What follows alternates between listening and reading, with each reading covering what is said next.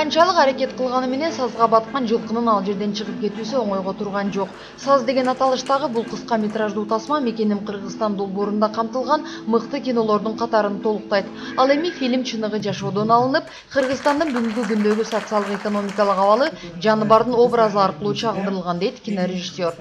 Бул фильмди мен эми өзүмдүн баягы балалык чагымда өзүмдө болгон окуяны чагылдырганга аракет кылгам. Сазда айгыр батып жатат. Эми биз качан ушул саздан чыгып кетебиз деген маанайда өзүбүзгө бир суроо койгонбуз да. Канча жылдан бери ушул 20 жылдын ичинде ушу бутубуздан туруп кетсек экенбиз, ушу саздан чыгып кеткен этсек жакшы болот эле деген маанайда философиялык өзүнүн элдин дагы өзүнүн мүдөөсү дагы.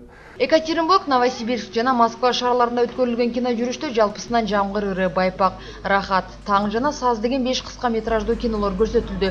Аталган фильмдер буга чейин кароого коюлуп, эмгек мигранттарынын жашоо турмушуна, өлкөдөгү кырдаалдарга байланыштуу экендиги белгиленип, көрүүчүлөргө тарбиялык философиялык мааниси бар деп тандалып алыныптыр. Ал эми коюлган тасмалардын таасири чындыгында өзгөчө болгонун белгилешет. Чындыгында бул тасмалар алып келип көрсөтүлгөндөн кийин ошондой баягы өзүнүн койгон максатын актады деп ойлоймун.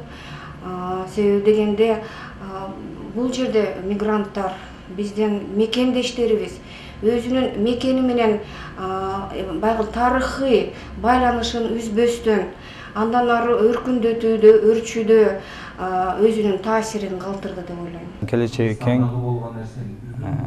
эч убакта биз үмүтсүз болбошубуз керек. Мындайча айтканда биз өнүгүүнүн ушул баштапкы кадамдарына басып атабыз. И вы представляете, как мне было приятно.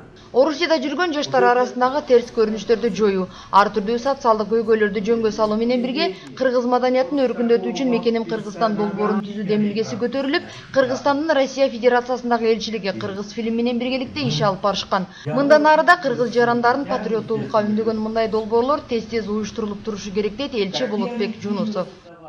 Мен ойлойм, алдыда элчилик мүмкүнчүлүк болсо ушундай маданият проекттерди дагы долбоордорду түзүп, эл менен чогуу бөлүшүп, иштешип жүргөнгө мындай зарылбыз. Иш чара соңунда чет жерде жүргөн эмгек мигранттары кинорежиссерлор менен жолугушуп, көрсөтүлгөн окуялар боюнча кызуу талкууга катышты. Рухумда да күчтүү жашасын Кыргызстан. Сарагүл Полотова, Дарбан Алайчиев, Күндөлүк, Москва шаары.